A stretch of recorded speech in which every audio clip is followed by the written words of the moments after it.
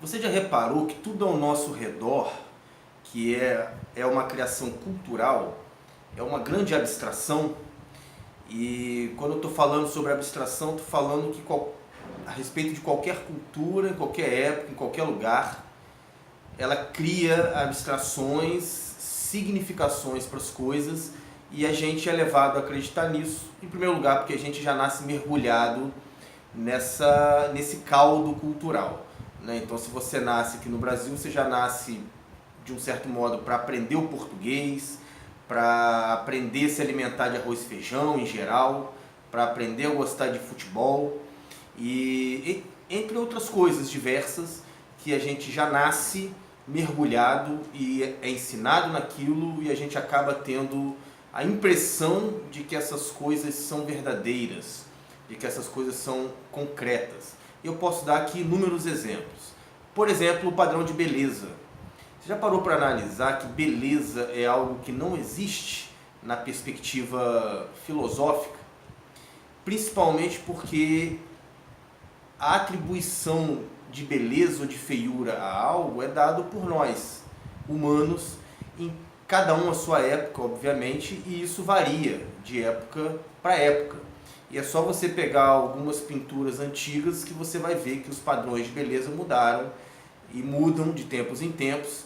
E se você não quiser ir tão longe, você pode pegar aí os padrões de beleza da década de 60, década de 70, década de 80, até a atualidade. Você vai ver que algumas coisas mudaram no Ocidente.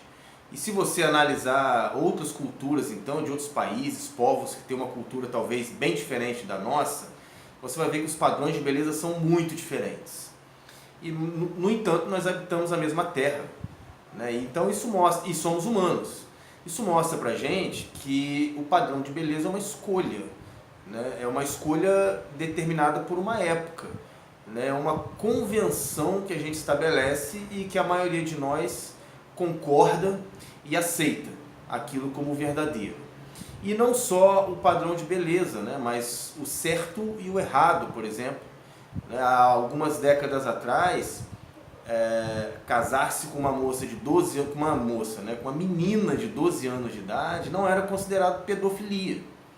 Ela já era tida como alguém que pode se casar com um homem, às vezes, geralmente bem mais velho que ela. Atualmente, no nosso entendimento, isso é pedofilia. O sujeito que tentar fazer isso vai ser preso e pode sofrer coisas muito sérias dentro lá da cadeia, que vai ser visto aí como um estuprador e tudo mais. Então, de tempos em tempos, os significados que a gente dá para as coisas mudam. Isso mostra que a cultura é mutável, que ela é uma abstração e que a gente vai fazendo os ajustes que a gente acha que são necessários para cada época. E eu estou dizendo isso porque, em geral, a gente tende a acreditar que essas questões culturais são verdadeiras. Mas elas não são. Elas são frutos de escolhas, não necessariamente aleatórias, mas também não necessariamente verdadeiras. Então, por que é que a gente mantém isso? E mais importante que isso que eu estou dizendo é uma novidade? Não é uma novidade. Isso também não foi uma descoberta da antropologia, porque é a antropologia que estuda as diferenças, apesar da antropologia ter ajudado muito a gente a entender as diferenças entre as culturas, entre os povos, entre as épocas, diferenças de entendimento, né, de leitura da realidade. Como é que diferentes povos em diferentes lugares fazem a leitura da realidade. Apesar da antropologia ter ajudado muito a gente nisso, outros intelectuais ao longo da história já tinham percebido isso que eu estou dizendo. Entre eles, Jesus Cristo. Ele entendeu que tudo que a gente chama de glória e de belo é uma criação humana. Tudo. E ele deixa isso muito claro quando o autor de João escreve lá sobre um fato em que Jesus estava envolvido ali com os religiosos. Ele já era odiado pelos religiosos, justamente porque ele estava pondo em xeque, questionando os valores culturais que aqueles religiosos tinham e que impunham sobre aquelas pessoas, sobre os fiéis. E Jesus, obviamente, como se tornou um grande influenciador na época dele, e mudando a interpretação da realidade, isso obviamente afetava na maneira como as pessoas enxergavam as autoridades religiosas, e muitos deles deixaram de seguir essas autoridades para seguir as palavras de Jesus. Então é óbvio que isso gerou uma insatisfação entre as autoridades religiosas.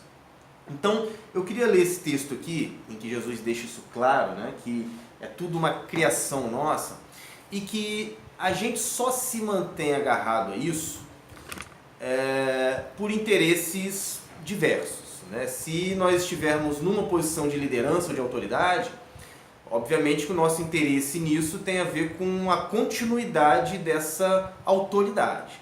É o que a maioria das autoridades fazem. Né? Aquelas ideias que lhes mantêm no poder, é a essas que eles se agarram e impõem. Agora, se você é um sujeito que é liderado por uma autoridade, que seja religiosa, política, econômica, talvez dentro lá da sua empresa, se você acredita nos valores que ele está transmitindo, em geral é por insegurança. A maioria das pessoas que está sob o comando de alguém tem a tendência de se agarrar aos valores e os princípios desse que os lidera. Então, óbvio que se eu não tiver isso, eu acabo me sentindo inseguro. Então, a maioria das pessoas acaba ficando presa a esses dogmas, a esses entendimentos culturais, por insegurança, por medo, né, por frouxidão, por não ter a coragem de fato de diariamente se perguntar sobre o que as coisas são, por que são, se elas podem ser diferentes. E aí a gente começa a construir de fato uma consciência individual que faz a leitura da realidade a cada circunstância, e não apenas uma leitura já dada, interpretada por alguém. E isso vai, obviamente, produzindo um caminho de liberdade dentro da nossa consciência. O texto em que Jesus faz essa análise é lá no texto de João 5, em que ele está mais uma vez discutindo com as autoridades que tinham ido até ele, né, para sabatiná-lo ali a respeito do que ele acreditava, e aí ele desenvolve um discurso, né, a respeito disso. E aí, no final desse discurso, ele diz o seguinte, né, porque as pessoas, aquelas autoridades não acreditavam nele, questionavam ele, diz o seguinte: eu não aceito glória dos homens. Ele está dizendo isso porque as autoridades buscam exatamente isso, a glória dos homens. Eu não aceito glória dos homens, mas vos conheço. Sei que não tendes o amor de Deus em vosso coração. Eu vim em nome de meu Pai, e não me aceitais. Mas se outro vier em seu próprio nome, a esse aceitareis. O que ele está dizendo é que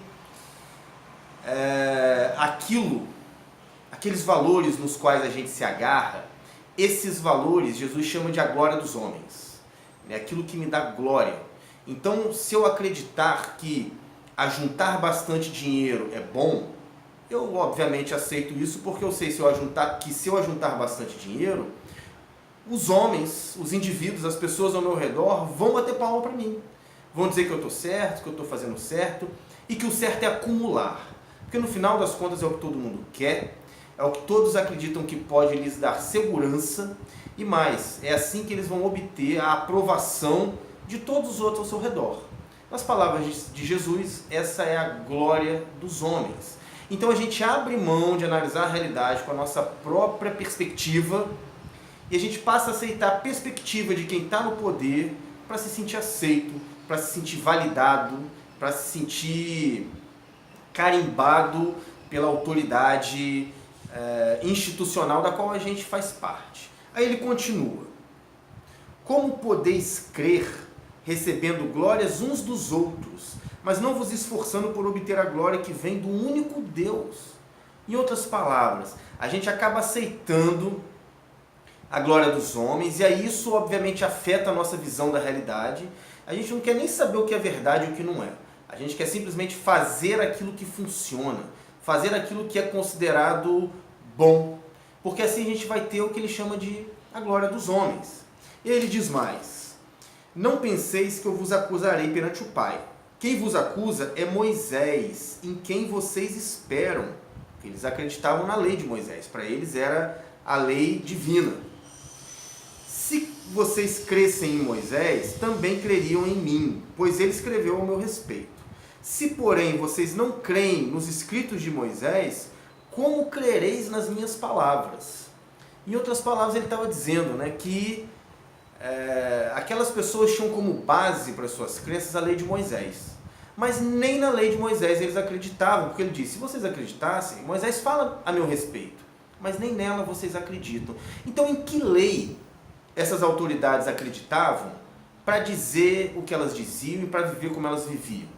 A maioria das pessoas acreditava que eles obedeciam de fato a lei de Moisés, mas Jesus diz, não, vocês não acreditam em mim, ou seja, não obedecem ao que eu estou dizendo, que é a lei do amor, mas vocês também não acreditam em Moisés, em quem vocês dizem acreditar, e também não seguem a lei. Vocês acreditam na glória dos homens. É só isso que vocês querem alcançar. Glória dos homens. Logo, toda a sua visão para a realidade será distorcida, porque só vai ser verdadeiro aquilo que te beneficiar no sentido de alcançar a glória dada pelos homens, ou seja, uma glória dada por uma instituição, uma aprovação dada por aquela instituição dizendo, você está certo, pode fazer isso que você está fazendo. Então muita gente abre mão da sua própria consciência, do seu próprio julgamento diante da realidade, para aceitar a glória dos homens.